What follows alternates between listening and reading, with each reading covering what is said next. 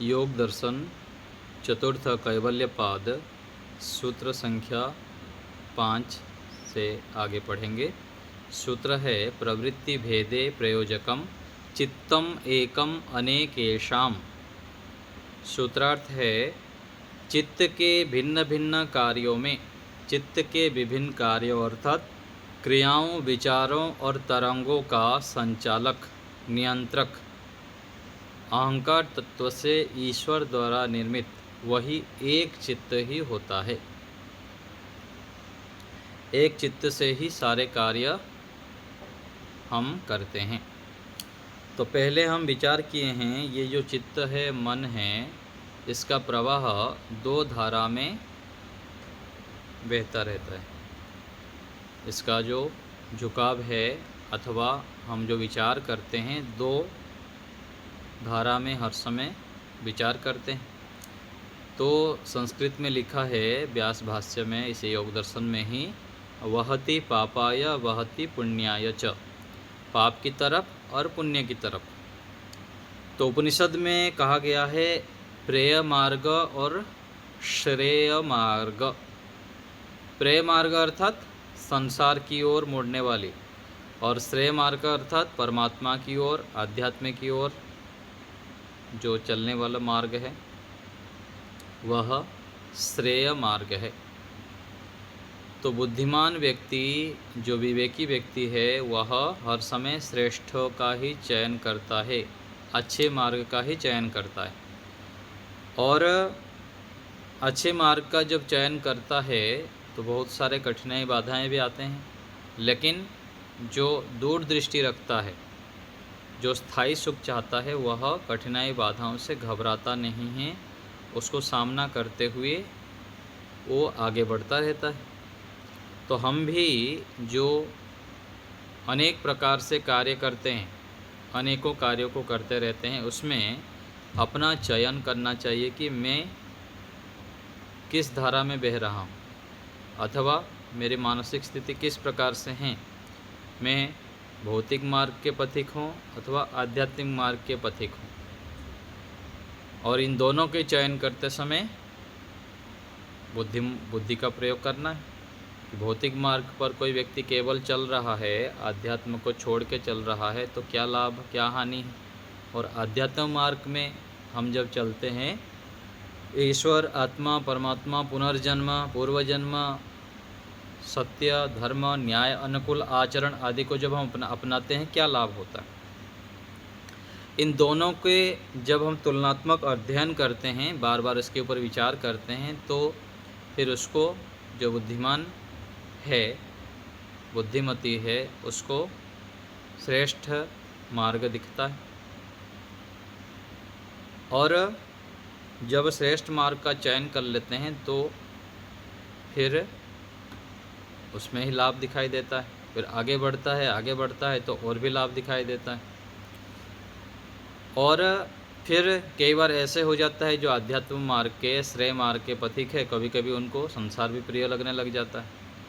फिर झूठ बोलना, छल कपट करना, धोखाधड़ी करना और यम नियम से विरुद्ध आचरण करना भी अच्छे लगने लग जाते हैं। लेकिन यदि अच्छे संस्कार जन्म जन्मांतरों के हैं, माता पिता, गुरु, आचार्य आदि से मिला हुआ है, स्वयं भी मेहनत किया हुआ रहता है, तो पुनः थोड़े ठोकर खाने के बाद वो पुनः आध्यात्म मार्ग में आ जाता है। कुछ दिन व्यक्ति ध्यान साधना करता है, फिर थोड़े दिनों बाद फिर छोड़ देता है, फिर संसार में जाता है, फिर लगता है कि नहीं ये ठीक नहीं है, फिर से वो ध्यान साधना करने लग जाता है। तो बुद्धिमान व्यक्ति हर समय स्थिर सुख के लिए प्रयत्नशील रहता है।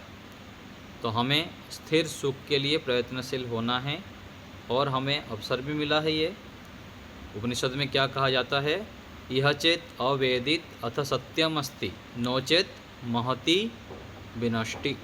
यदि इसी जीवन में हम ईश्वर को जान लिए, ईश्वर के मार्ग पर तीव्रता से बढ़ गए, तो जीवन सफल है। नोचेत महति विनष्टि, महान विनाश है। तो ये बात को ध्यान में रखते हुए हमको निरंतर आगे बढ़ते रहना चाहिए।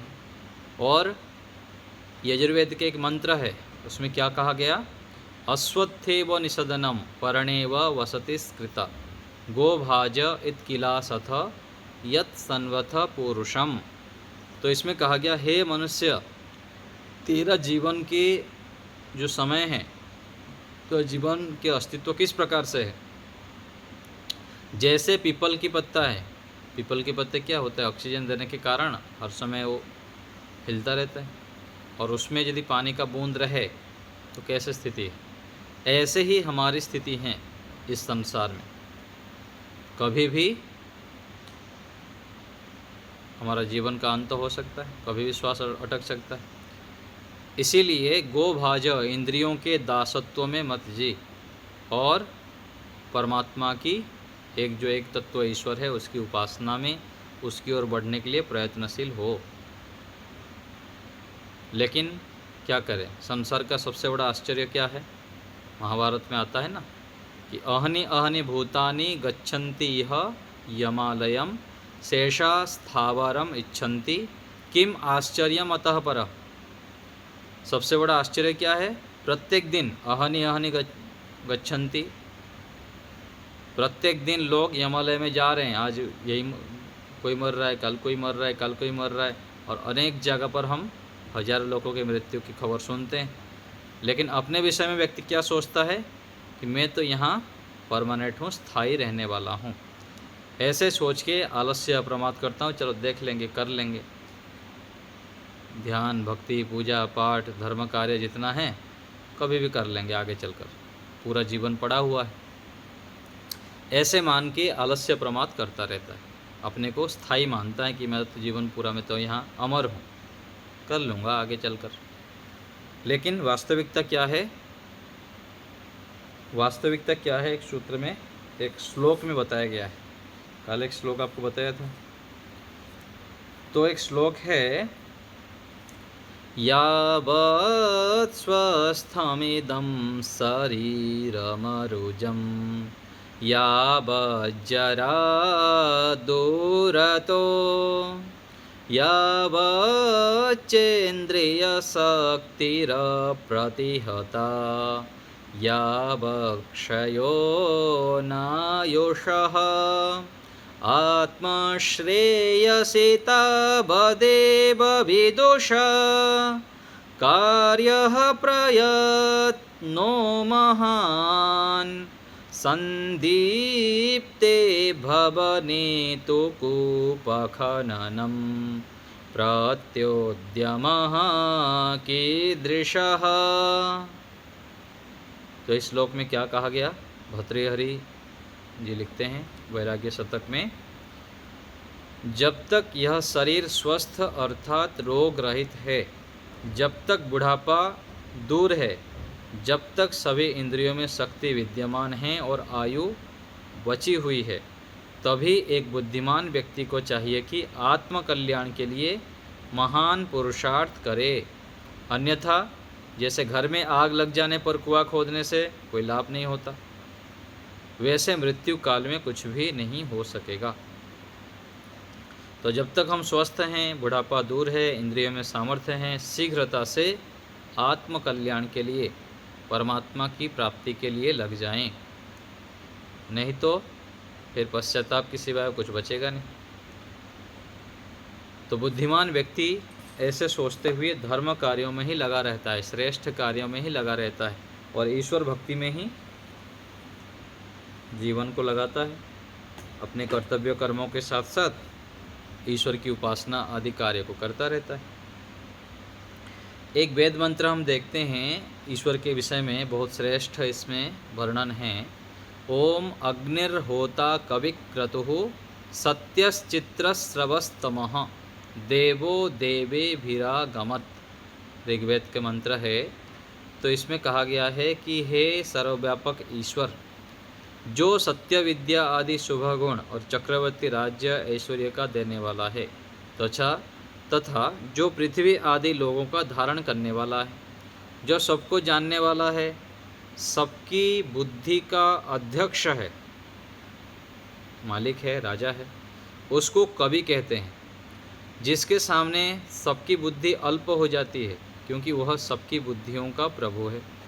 सब जगत का करने वाला है, जिसका नाश कभी नहीं होता, जिसका कथन श्रवण स्वरूप अत्यंत अद्भुत है। देखिए परमात्मा कितना विचित्र है, अद्भुत है। उस परमेश्वर की सत्य भाव से हम भक्ति करते हैं। सत्य भाव और एक मिथ्या भाव, दोनों भाव होते हैं ना। ध्यान हम जो करते हैं, हम अपना विचार करें कितनी सत्य श्रद्धा से हम ईश्वर का ध्यान करते हैं, अथवा नाटक करते हैं, कोई रुचि नहीं, कोई श्रद्धा नहीं है ईश्वर में, फिर भी ज़बरदस्ती ऐसे कोई बैठ जाता है और कोई बैठता भी नहीं। क्योंकि वह जगदीश्वर क्या है, अद्वितीय देव है, उसकी तरह कोई भी नहीं है। प्रकाश करने वाले जो सूर्य आदि सब लोग हैं, उनका भी प्रकाशक एक वही परमेश्वर है, और उसका प्रकाश करने वाला दूसरा कोई नहीं, उनको बनाने वाला, सृष्टि को रचना करने वाला ईश्वर है, किंतु वह तो आप से आप ही प्रकाशित है। ऐसे परमात्मा है वह परमेश्वर जो सर्वज्ञ हैं, परम आनंद आदि दिव्य उत्तम गुण हैं, उनके सहवर्तमान हमारे हृदय और इस संसार में कृपा करके प्रकाश को प्राप्त हो। ऐसी प्रार्थना उसको हम लोग करते हैं, जिससे वह अपनी कृपा करके जगत के बीच में सर्वदा प्रकाशित हो और हमको भी दर्शन दे। और एक जगह पर अर्थ करते हैं कि परमात्मा आश्चर्य गुण से भरपूर है। जिस परमात्मा को सुनने को बहुत मनुष्य प्रवृत्त होते हैं, परंतु उनमें जो विद्वान हैं, सत्य आचरण करने वाले हैं, वही परमेश्वर सुनने के प्राप्त होते हैं, वही उनको प्राप्त होते हैं। और इस परमेश्वर का यथार्थ उपदेश करने वाले का मिलना कठिन है। तो यथार्थ उपदेश करने वाला ऐसे दुर्लभ मिलते हैं, कोई मिलता ही नहीं। सो जो कुशल अत्यंत चतुर है, वही इस ब्रह्म को प्राप्त होता है। तो सबसे जो चतुर है वही प्राप्त कर सकता है ईश्वर को। इसका जानने वाला अत्यंत अद्भुत है, और इस कुशल पुरुष के उपदेश से भी जो इस ब्रह्म को यथावत जानता है, वह भी इस जगत में आश्चर्य रूप ही है। तो ब्रह्म को जानने वाले बहुत कम ही लोग मिलते हैं। कोई विशेष बुद्धिमान व्यक्ति होते हैं, मेहनती व्यक्ति होते हैं, वह परमात्मा को जान पाते हैं। इधर आइए, वेद जी को बोलेंगे, लेके छोड़ देंगे गाड़ी में आपको। वेद जी को बोलिए, छोड़ देंगे लेके, कार की चाबी है। हाँ आ जाइए। तो इस प्रकार से परमात्मा के विषय में इस मंत्र में वर्णन है। तो ईश्वर के विषय में जब हम बार बार पढ़ते हैं, सुनते हैं, विचार करते हैं, तो हमारे ईश्वर में अत्यधिक श्रद्धा, विश्वास आदि बढ़ जाता है। तो इसीलिए वेद मंत्रों का अत्यधिक श्रद्धा भाव से हमें स्वाध्याय करना चाहिए। तो इस सूत्र में आते हैं हम योग दर्शन में। तो अहंकार आदि जो सब पदार्थ हैं, उसमें मन चित्त एक है। अहंकार से बनने वाला चित्त क्या है? एक है। जो पीछे वर्णन आ रहा था, अनेक चित्त बना लेते हैं, ऐसे ठीक नहीं है। योगार्थ प्रकाश में लिखा है, इस सूत्र में यह बतलाया है कि भिन्न भिन्न स्तर के चित्त जो योगी द्वारा सुसंस्कृत किए जाते हैं, उन सबका संचालक एक चित्त है।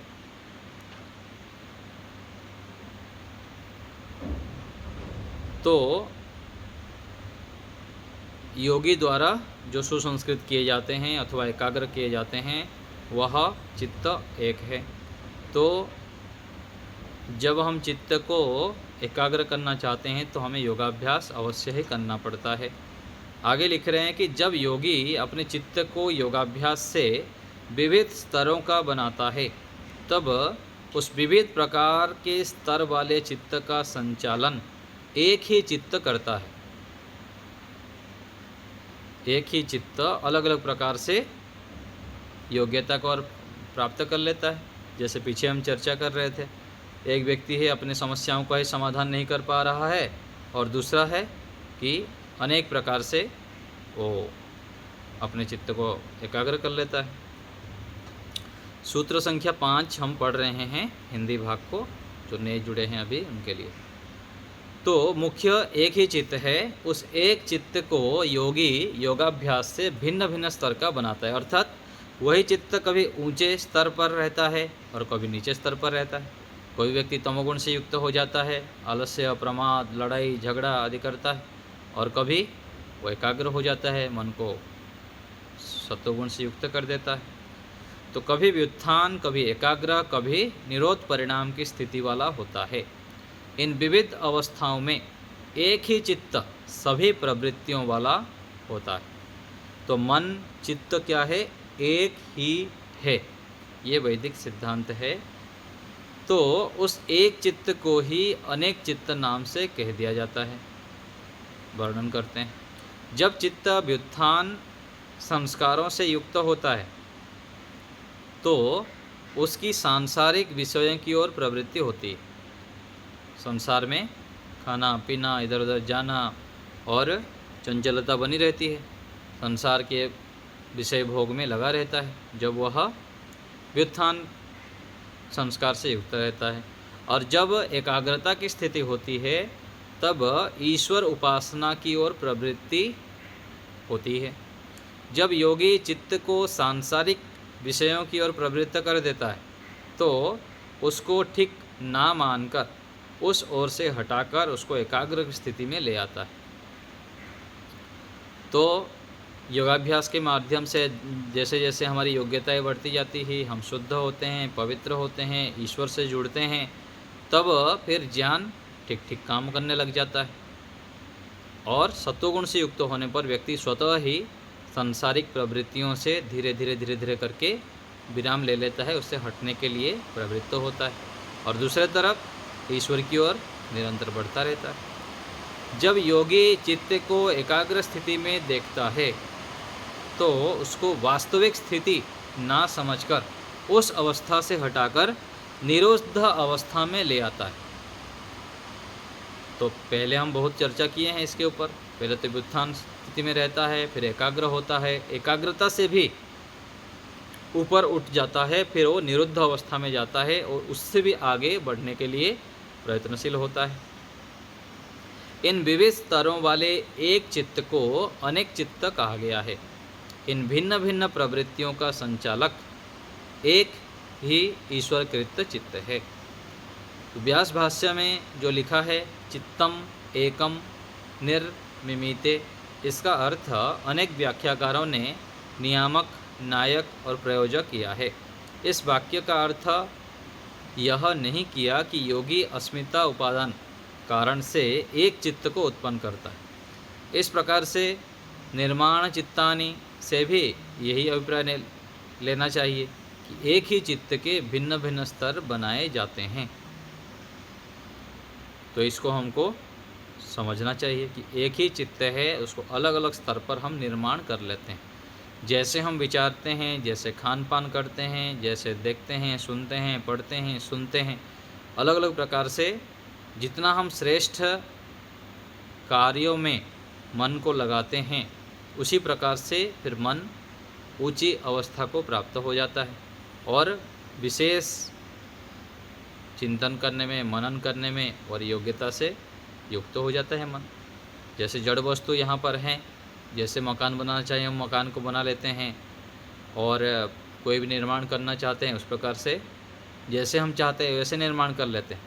ऐसे ही हमारे मन को हम निर्माण कर सकते हैं। मन भी जड़ वस्तु है, जैसे चाहें हम उसको उस प्रकार से कर सकते हैं। लेकिन व्यक्ति दिन भर सांसारिक कार्य में उलझा रहता है, इधर उधर के बातों में, अनावश्यक कार्यों में समय लगाएगा और अंत में सोचेगा कि मैं केवल आग बंद करके बैठ जाऊं, मन एकाग्र हो जाए, मेरा मन मानता नहीं है, ईश्वर में रुचि होती नहीं है। तो ऐसे संभव नहीं है, अधिक समय लगाना पड़ता है। निरंतर कई वर्षों तक जब हम पुरुषार्थ करते हैं तब धीरे धीरे करके मन को एकाग्र कर लेते हैं। तो चित्त को उपादान से नए चित्तों की उत्पत्ति नहीं की जाती है। चित्त को सुसज्जित करना, सुसंस्कृत करना, ये निर्माण शब्द का अर्थ है। और अस्मिता उपादान को लेकर नई चित्त की उत्पत्ति करना नहीं संभव है। तो मन एक है जो अहंकार रूपी द्रव्य से बनता है, उसी को ही भिन्न भिन्न स्तर पर हम ले जाते हैं, बना देते हैं। तो इस सूत्र में यह कहा गया। तो मन के विषय में अनेक भ्रांतियाँ अलग अलग संप्रदाय में, मान्यताओं में हैं, उसी को ही यहाँ पर स्पष्ट किया गया है। और मन रूपी द्रव्य को जानना अति आवश्यक है कि मन को यदि हम जड़ तक हम जड़ नहीं जानेंगे, उसको चलाने वाला हम स्वयं चेतन आत्मा नहीं जानेंगे, तो मन को वश में कर नहीं सकते, और उसके लिए अभ्यास करना पड़ता है। तो कहा गया ना, हम परसों चर्चा कर रहे थे, चंचलम ही मनः कृष्ण हम आ रहा था भगवद गीता में। तो मन अधिक चंचल है, उसको नियंत्रण में करना दुष्कृत है, अर्थात बहुत कठिन है। लेकिन अभ्यास से कोई भी कठिन से कठिन कार्य को हम सरल बना देते हैं और बस में कर लेते हैं। कोई भी ऐसे कार्य नहीं कि उसको कर ना सके, असंभव भी नहीं है, लेकिन अभ्यास करना होता है। जैसे प्रारंभ में साइकिल सीखते हैं, फिर बाइक सीखते हैं, बाइक भी चलाने लग जाते हैं, कार भी चलाना सीख लेते हैं, और ऐसे ही अनेक प्रकार से हम यंत्रों को चलाने लग जाते हैं, बड़े बड़े जहाज को चलाते हैं। तो मन सूक्ष्म होने से उसको चलाने के लिए भी अत्यधिक अभ्यास करना होता है। अभ्यास करते करते करते एक दिन हम उसको अपने बस में कर लेते हैं, अपने अनुसार चलाने में समर्थ हो जाते हैं, और यम नियम का पालन करते हैं, प्राणायाम आदि करते हैं, निरंतर खान पान का ध्यान रखते हैं, और अनावश्यक देखना सुनना आदि से जब बचते हैं, तब धीरे धीरे मन इंद्रियां सब अपने नियंत्रण में आ जाते हैं। तो इस रूप में हमें मन के विषय में जानना चाहिए। आप लोग को कुछ पूछना हो तो भी बताइए। राजवीर जी बताइए।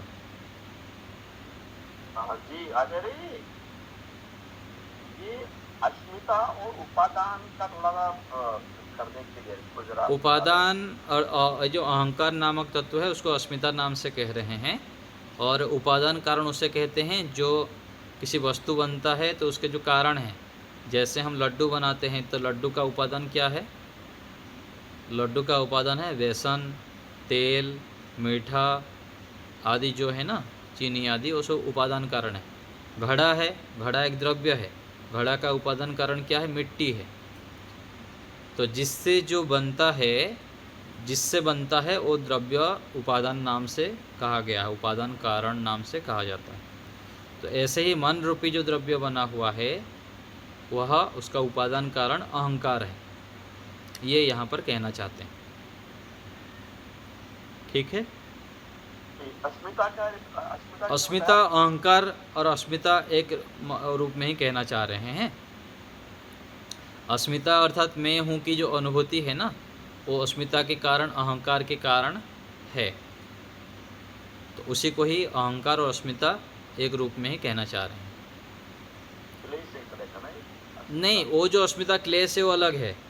अविद्या, अस्मिता, राग, द्वेष, अभिनिवेश। यहाँ जो अस्मिता कह रहे हैं, यहाँ जो समझ में आ रहा है, ये अहंकार के स्थान पर प्रयोग कर रहे हैं। क्यों कह रहे ना, अस्मिता से बनाए गए चित्त।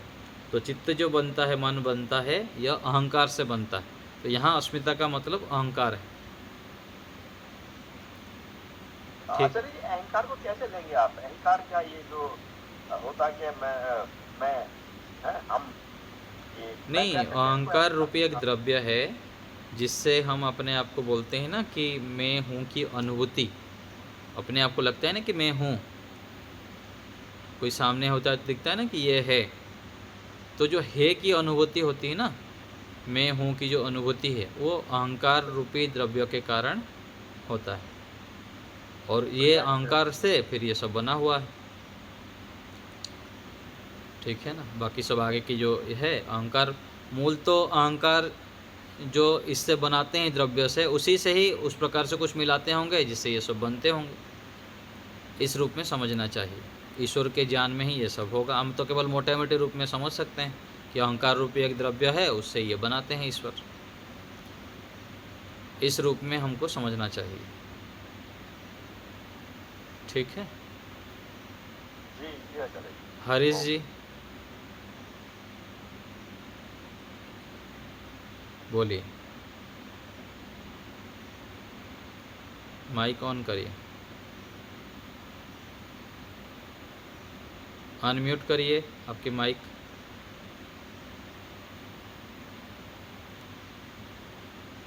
निर्मला माता जी, नमस्ते आचार्य जी। नमस्ते। ये चित्तमयकम निर्मिते निर्माण चिंतानी, इसका थोड़ा सा अर्थ थोड़ा निर्माण चित्तानी यही कहना चाह रहे हैं ना कि कुछ मान्यता ऐसे है कि अलग अलग चित्त को बना देता है। एक आत्मा है और 10 प्रकार के मन को बना लेता है, चित्त को बना लेता है। तो इसी को स्पष्ट कर रहे हैं कि अलग अलग नया नया चित्त को, द्रव्य को उत्पन्न नहीं करता है। अलग अलग स्तर की जो ज्ञान के स्तर होता है ना चित्त के माध्यम से, मन के माध्यम से, वह ही निर्माण चित्त है। अलग प्रकार से वो स्तर पर अपने चित्त को रख पाता है। कभी व्युत्थान अवस्था में हो जाता है, कभी एकाग्र में हो जाता है, कभी निरुद्ध अवस्था में हो जाता है। यही नया नया चित्त बनाने का तात्पर्य है। ये कहना चाह रहे हैं कि मन जो द्रव्य मन है और चित्त तो उसको जड़ हम है, अलग अलग, वैसे तो आत्मा इसको करती है आचार्य जी। हाँ आत्मा जी इसको कंट्रोल करती है ना। जी जी जी, जीवात्मा ही ज्ञान विज्ञान जितना बढ़ता रहता है उसके आधार पर वह मन को उच्च अवस्था को ले जाता है। धीरे धीरे फिर अलग अलग स्तर का होता रहता है, फिर कभी डाउन हो जाता है, कभी ऊंचा हो जाता है। इस रूप में समझना चाहिए। आचार्य जी एक बात और कि मन एक समय में एक ही चीज पर ध्यान होता है, लेकिन हाँ। मन कई बार कई चीजों को भी सोच लेता है। कई चीज़ों के सोचते हैं, हमको उतना इतना मतलब बहुत तीव्र गति से वो काम करता है। हमको तो लगता है कि हम देख भी रहे हैं, सुन भी रहे हैं, हाँ, है ना, उधर आवाज़ भी आ रही है, ये तो है। लेकिन मन रूपी द्रव्य को समझना बहुत जटिल है। इतना मतलब क्या अद्भुत परमात्मा ने बनाए हैं। होता तो बारी बारी से हो रहा है, लेकिन हमको लगता है कि एक साथ हो रहा है। लेकिन तो सूक्ष्मता से देखेंगे तो बारी बारी से हो रहा है। जब देखते हैं उसमें सुनना और सुनते समय देखना, ये तीव्रता से हो रही है। लेकिन नियम ये है कि एक समय में एक ज्ञान करता है। इस रूप में सिद्धांत है इसका। ठीक है धन्यवाद हरीश जी। धन्यवाद आपका।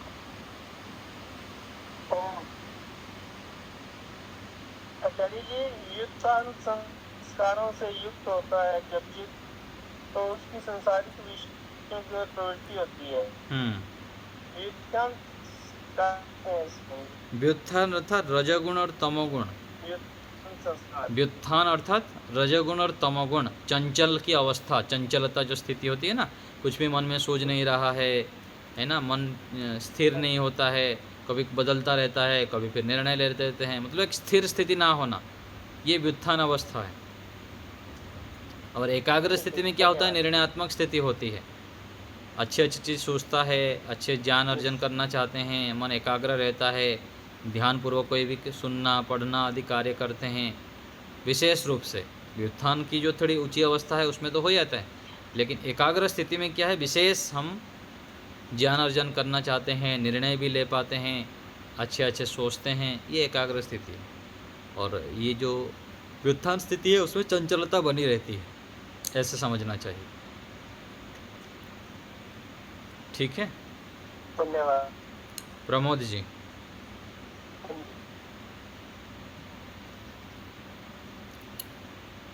प्रमोद जी बताइए। सर जी नमस्कार। नमस्ते। सर जी मेरा प्रश्न ये है कि जो योगी पुरुष होते हैं, क्या वे भी दुखी होते हैं?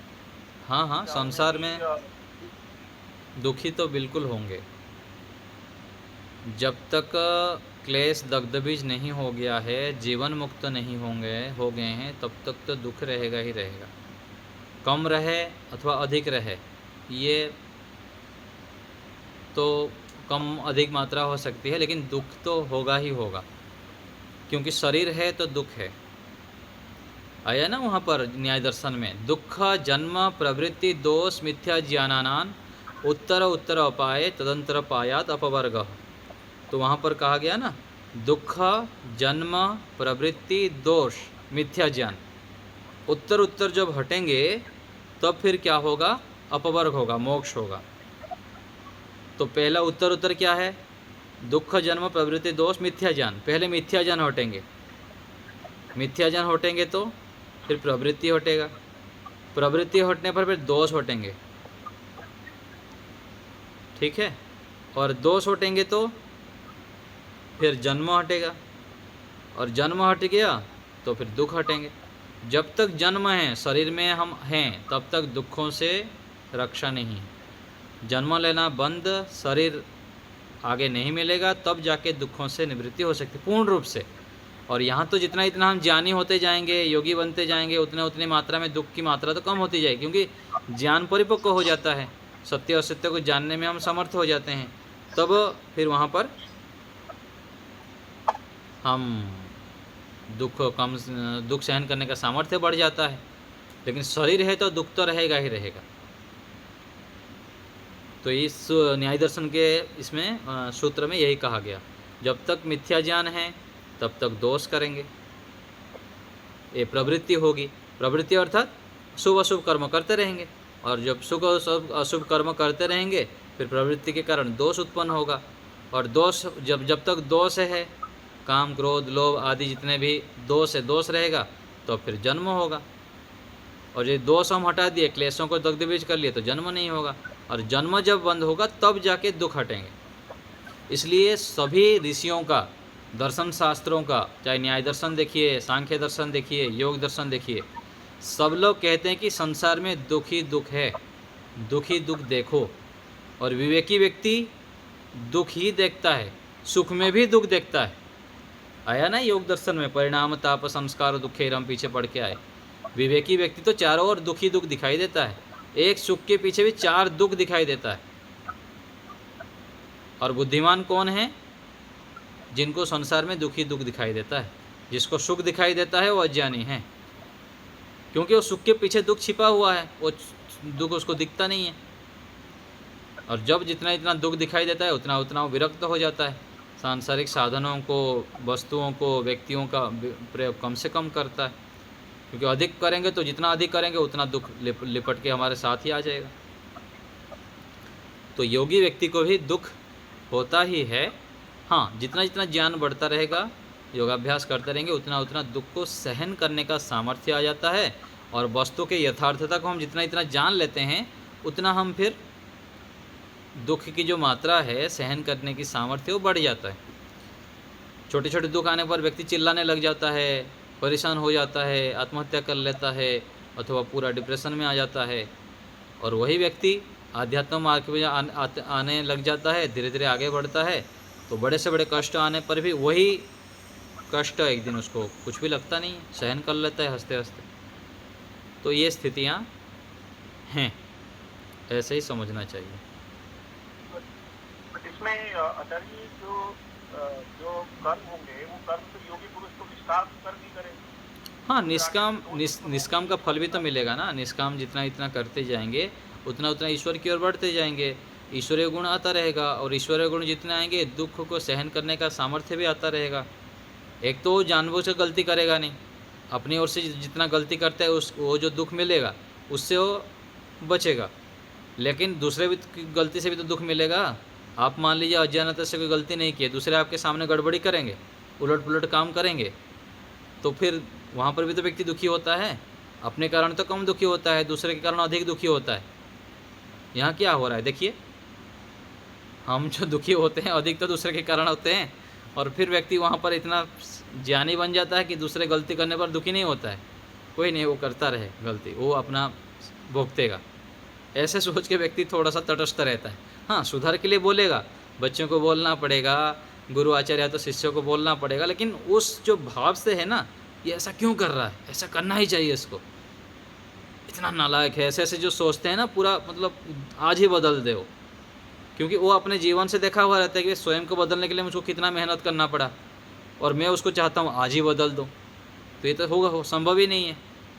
ऐसे सोच के जब ज्ञान पक्ष को युक्त रहता है तो फिर वहाँ पर वो अधिक दुखी नहीं होता है। चाहे जितना बड़ा कोई हानि कर दे, कुछ भी हो जाए, वहाँ पर फिर वो तटस्थ होके संतुलन बनाने में समर्थ हो जाता है।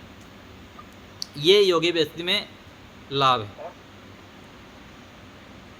और जब ये योगी इसी तरह से निरंतर करता है कार्य, निष्काम कर्म करता है और उसको सहनशीलता भी आ जाती है और जो गलती कर रहा है उससे भी उसको समझ है उस चीज़ की, तो इस तरह से करता करता तो क्या योगी को इसकी पूरा आ जाता है या जानकारी हो जाती है, ज्ञान हो जाता है कि मेरे जितने भी जो मेरे राग, हाँ मेरे दुख थे वो सब बिल्कुल बिल्कुल पूरा स्पष्ट रूप से पता लगेगा। स्पष्ट रूप से पता लगने लग जाता है कि मेरे जो 5 क्लेश हैं, मेरा किसी वस्तु में राग नहीं है, मैं किसी से द्वेष नहीं करता हूँ, है ना। और अभिनिवेश क्लेश, मृत्यु दुख से मृत्यु आ जाए अभी मुझको कोई समस्या नहीं है। और कुछ कुछ क्लेश के विषय में अस्मिता क्लेश जैसे है, बुद्धि और ये पृथकता है, अभिनिवेश क्लेश मृत्यु दुख के है, ये कुछ थोड़ा सा मेहनत साध्य होता है। और ज्ञान बार बार अभ्यास करते करते एक सीमा तो ईश्वर जी प्रकृति तो मुख्य विषय है, इनके विषय में ज्ञान प्राप्त कर लेता है और उसको पता लगने लग जाता है कि मैं यहाँ तक पहुँच गया हूँ, इतना मुझको मेहनत करने की आवश्यकता है, मुझको और एक जन्म लग सकता है, अथवा मेरा ये स्थिति बन गया कि अभी इतना योग्य बन गया कि मैं अभी मुझको अगला जन्म लेना ही नहीं पड़ेगा। ये स्थिति पता लगने लग जाता है स्पष्ट रूप से, क्योंकि बहुत बार संघर्ष करते करते उठा हुआ रहता है, एक दिन में थोड़ी वो बन गया। जैसे आज हमको लगता है ना कि मैं 10वीं पास कर चुका हूँ, 12वीं पास कर चुका हूँ, MA कर चुका हूँ, PhD कर चुका हूँ, स्वयं को लगता है। और PhD करने के बाद भी कई बार यदि हम उसमें अच्छे से मेहनत नहीं किए हैं तो विषय हमारा हस्तगत नहीं रहता है। चलो डिग्री तो मैं ले लिया, लेकिन मैं उसमें पारंगत नहीं हूँ। और जो पारंगत है, जो बहुत ईमानदारी से मेहनत किया हुआ है और उस जो मेहनत किया हुआ विषय उसको बार बार पढ़ा है, पढ़ाया है, सुना है, सुनाया है, तो उसको लगता है ना मैं मेरा हस्तगत है, चलो किसी से ही पूछ लो, ये पुस्तक लो, कहीं से ही पूछ लो, मैं बता दूंगा। ऐसे लगता है ना व्यक्ति जो अच्छे से मेहनत किया हुआ रहता है। तो ऐसे ही योगाभ्यासी को भी लगता है, शास्त्रों को पढ़ते हुए, पढ़ाते हुए, सुनते हुए, सुनाते हुए, कितने सालों तक स्वामी विवेकानंद जी हमारे जैसे हैं, कितना सालों से पढ़ रहे हैं, पढ़ा रहे हैं, तो उनको पता है कि नहीं, आप योग दर्शन ले लो, कहीं से भी उठा के पूछ लो, कोई भी पंक्ति पूछ लो, तो उनको पता लगता है। तो ऐसे लंबा अभ्यास किया हुआ रहने से उसको स्पष्ट रूप से पता लग जाता है कि मैं यहाँ तक पहुँचा हूँ और इतना मुझको मेहनत करने की आवश्यकता है। एक समय के बाद पता लग जाता है। सामान्य रूप से हमको भी मैं बता नहीं रहा, हम लोग को भी तो पता लग जाता है कि मैं पहले 10 बार क्रोध करता था, आज कम करता हूँ। पहले मैं छोटी छोटी बातों में गुस्सा कर लेता था, उद्विग्न हो जाता था, आज मैं कम होता हूँ। अब कितने सारे छोटे छोटे केस में हम लोगों से झगड़ा लग जाते थे अथवा प्रतिक्रिया कर लेते थे, गाली गलौज कर लेते थे, हम अभी बच के रहते हैं, कोई बात नहीं, वो जाने दो, बल्कि थोड़ा बच जाते हैं ना, तो हमको पता लगता है ना कि पहले क्या स्थिति थी मेरी, आज मेरा क्या है। तो ऐसे ही हम जितना आगे बढ़ते जाएंगे धीरे धीरे कुछ तो पता लग जाता है और कुछ धीरे धीरे और भी मेहनत करते हैं तो समर्थ हो जाते हैं हम इसको जानने में। ठीक है ना, निरंतर करने पर पता लग जाता है।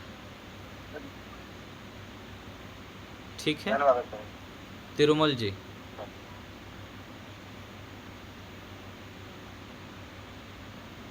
तिरुमल जी हाथ उठाए हैं। श्याम जी, श्याम जी कुछ बोल रहे हैं आप? नमस्ते आचार्य जी। नमस्ते जी। आचार्य जी, आप मैंने शरीर है इसलिए दुख है शरीर हाँ। का, जब तक शरीर है, हाँ, पर बिना शरीर के कुछ कर भी तो नहीं सकते हैं। बिना शरीर तो हम प्राप्त तो बिना शरीर से पृथक तो रह सकते हैं ना, उसके लिए योग्यता प्राप्त कर तो सकते हैं। बिना शरीर के कुछ नहीं कर सकते हैं तो मोक्ष में चले जाएंगे ईश्वर के साथ। जो भी हो रहा है वो सब सिर्फ देखते रहेंगे, मोक्ष में जो रहते हैं उनको क्या संसार में जो कुछ हो रहा है वो सब दिखाई, हाँ, अनुभव सब नहीं होता। सब सब दिखाई देता है। ईश्वर के सामर्थ्य से युक्त हो जाते हैं, ईश्वर के ज्ञान से, बल से, आनंद से युक्त हो जाने से पूरा संसार उसको दिखता रहता है। संसार के कोई भी वस्तु, जो भी कार्य हो रहा है यहाँ पर, बड़े से बड़े कार्य, हम तो कुछ चीज़ें तो हमको पता नहीं लगता, लेकिन वहाँ सब कुछ पता लग जाता है बिना शरीर के, बिना साधन के। तो बिना साधन मतलब ये शरीर, ये अभी जैसा सब- साधन है ऐसे साधन की आवश्यकता नहीं है। वहाँ दूसरे साधन मिल जाता है ईश्वर के साधन से। ठीक है ना। तो शरीर रहित होने के लिए हमको मोक्ष में जाना पड़ेगा। जब तक शरीर में रहेंगे फिर जन्म लेते रहेंगे, फिर स्कूल में जाना पड़ेगा, फिर ABCD पढ़ना पड़ेगा, फिर से सर आचार्य जी, हाँ देखिए जो अच्छा हो रहा है तो ठीक है, जो कुछ भी गलत हो रहा है वो भी सिर्फ देखते रहेंगे ना, और कुछ हाँ। कर नहीं पाएंगे बिना शरीर के। क्या ज़रूरत क्या है? ठेका ले रखे हैं क्या हमको करने के लिए? यहाँ गलत को सुधार करना हमारा ही ठेका है क्या सारा? वो तो ईश्वर न्याय व्यवस्था बना रखा है, ईश्वर भी नहीं कर पा रहा है तो हम क्या करेंगे? ईश्वर भी जानते नहीं क्या इतना सारा घोटाला हो रहा है संसार में? जानते हैं ईश्वर कि ये मनुष्य गड़बड़ी करेगा, और कुछ अच्छे व्यक्ति आएंगे उनको पिटाई लगा के ठीक करेंगे। चोर चोरी करेगा 10 बार करेगा तो 11वीं बार पकड़ा जाएगा, फिर पिटाई लगेगा। कितने बार करेगा? तो ईश्वर भी तो सब देख रहे हैं यहाँ पर, जितना अच्छे कार्य हो रहा है वो भी देख रहे हैं, जितने बुरे कार्य हो रहा है वो भी देख रहे हैं। तो ईश्वर भी क्या कर रहे हैं? ईश्वर को पता है पहले से। ऐसे ही जब जीवात्मा यहाँ पर भी, तो हम भी ऐसे ही करते हैं। एक समय के बाद माता पिता जो होते हैं, गुरु आचार्य होते हैं, बच्चे को कुछ बोलते नहीं, मरते रहो। जितना हो गया बताना था, सिखाना था, मैं बता दिया, सिखा दिया। जब मानता नहीं तो छोड़ देते हैं, तुम्हारा कर्म तुम्हारे हाथ में। तो ईश्वर ऐसे वेद का ज्ञान दे दिए, अच्छे अच्छे कितने सारे विद्वान उत्पन्न कर दिए, अच्छे संसार में बहुत कुछ ज्ञान बांट दिए। जो सीखना है भाई सीख के लाभ उठाओ, और यदि नहीं सीखोगे तो पिटाई खाओगे। जो पिटाई खाते खाते, ठोकर खाते खाते जराजीर्ण हो जाएंगे और दुखी हताश निराश हो जाएंगे, फिर जाके परमात्मा के चरणों में पड़ेंगे, फिर सत्य ज्ञान अर्जन करेंगे, फिर अपने जीवन को सुधारेंगे। ठीक है ना। तो इस रूप में समझना चाहिए। ठीक है, धन्यवाद। ठीक है। और कोई बात, कोई कुछ पूछना चाह रहे हो? और चलिए, तो इस रूप में हमें समझना चाहिए। संसार को सुधारना हमारा जिम्मेदारी नहीं है कि हम ही ठेका ले रखें कि संसार को सुधारना। अपना ही सुधार कर दे सबसे बड़ी बात है। हम यदि अपने सुधार कर दिए, उसके बाद जितने हमारे संस्पर्श में आ रहे हैं, अथवा जितना अपने स्थिति को बनाए रखते हुए जितना हम लोगों को उपकार कर सकते हैं उतना करें। नहीं तो केवल दूसरे के उपकार करने के दृष्टि, दूसरे को सुधार की दृष्टि से हम ही बिगड़ जाए, हमारा ही चित्त स्थिर ना रहे, हम ही ईश्वर से ना मिल पाए, तो क्या लाभ है?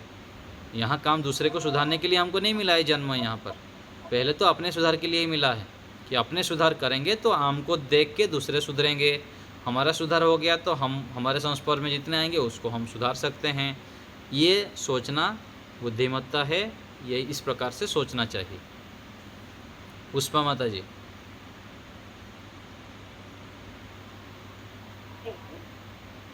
आपने ये बताया मिथ्याचार, प्रवृत्ति, दोष, आगे क्या था? फिर से बताइए। मिथ्याचार, हाँ, वो था दुख, जन्म, प्रवृत्ति, दोष, मिथ्या ज्ञान। इसको उत्तर था पलट देंगे। पहले मिथ्या ज्ञान को, उसके मिथ्या ज्ञान को जब हटाएंगे तो प्रवृत्ति रुक जाएगी। प्रवृत्ति होता है यहाँ पर, प्रवृत्ति होता है ना, देखने का, सुनने का, इधर उधर उलट पुलट जो गलत प्रवृत्तियाँ होती हैं ना, वो प्रवृत्ति रुक जाएगी। गलत प्रवृत्तियाँ, प्रवृत्ति रुक गई तो फिर दोष रुकेगा। प्रवृत्ति के कारण दोष हो रहा, और दोष रुका तो फिर जन्म नहीं होगा, और जन्म नहीं होगा तो फिर दुख रुकेगा। जन्म हुआ तो दुख शुरू, और जन्म का कारण क्या है? दोष। और दोष क्यों हो रहा है? प्रवृत्ति के कारण। और प्रवृत्ति क्यों हो रही है? मिथ्या ज्ञान के कारण। व्यक्ति जब श्रेष्ठ ज्ञान से, तत्व ज्ञान से, वास्तविक ज्ञान से युक्त हो जाता है तो गलत प्रवृत्तियाँ रुक जाती है। अनावश्यक देखना, सुनना, इधर उधर के काम करता नहीं, उलट पुलट काम। जितना अच्छे कार्य है, श्रेष्ठ कार्य वो करेगा तो दोष रुक जाएंगे। दोष रुक गया तो फिर वह मोक्ष के लिए प्रवृत्ति करेगा, फिर मोक्ष हो जाएगा तो जन्म नहीं होगा, और जन्म रुक गया तो दुख रुक जाएगा। ठीक है, इस रूप में है। यहाँ पे मिथ्या ज्ञान को विद्या भी ले सकते हैं। मिथ्याजन अविद्या एक ही है। मिथ्याजन कह लीजिए, अविद्या कह लीजिए, एक ही रूप में है। विकास जी बोलिए। जी नमस्ते। नमस्ते जी। ब्राह्म मुहूर्त का जो समय है, ब्राह्म मुहूर्त में कुछ लोग कहते हैं, मतलब शास्त्र ऐसे कॉमनली कि विद्यार्थी को अध्ययन करना चाहिए, तो कहता है वेदाध्ययन करना चाहिए, तो कहते हैं कि ध्यान करना चाहिए। तो ब्रह्म मुहूर्त में मुख्य रूप से जिनका नींद खुल जाता है, क्या करना चाहिए? विद्यार्थी काल में हैं तो विद्या अर्जन करें, उसमें भी 3 से 7 बजे तक, जैसे ब्रह्म मुहूर्त है 3 से 5 बजे तक पढ़ें, और 5 से 7 अथवा जितना समय आपकी जिस प्रकार से स्थिति है, आपकी पढ़ाई की स्थिति है, उस प्रकार से आपको उसका ये करना पड़ेगा। मान लीजिए 4 से 6 बजे तक भी आप पढ़ते हैं तो 6 से 8 बजे तक अपना फिर ध्यान, व्यायाम, प्राणायाम आदि में अपने शरीर के लिए समय दें। ठीक है ना? तो अपने हिसाब से उसका करना पड़ेगा कि समय को निर्धारित करना पड़ता है उसी हिसाब से हमको। आवाज नहीं आ पाया था, आवाज कट गया जा रही है। अभी आ रहा है ना? अभी आ रहा है। हाँ, तो ब्रह्म मुहूर्त को उसी रूप से हमको, विद्यार्थी काल है तो विद्या के लिए समय उतना समय देना है, और आगे व्यायाम, प्राणायाम, ध्यान के लिए भी देना है। तो दोनों में समन्वय बिठाना पड़ेगा। यदि पढ़ाई लिखाई कम करते हैं तो उस समय इसके लिए समय दें, अध्यात्म के लिए समय दें, अपने शरीर के लिए समय दें। इस रूप में ब्रह्म मुहूर्त का सदुपयोग करना चाहिए हमको। ठीक है विकास जी, और कोई बात आया समझ में? मैं तो ठीक से नहीं सुन पाया, आवाज बीच बीच में कट जाता था, इस पर फिर हमसे एक दिन बात करेंगे। चलिए ठीक है, चलिए आज यहीं रखते हैं। ओम का उच्चारण करते हैं, एक बार यहीं विराम देते हैं। ओम शांति शांति शांति।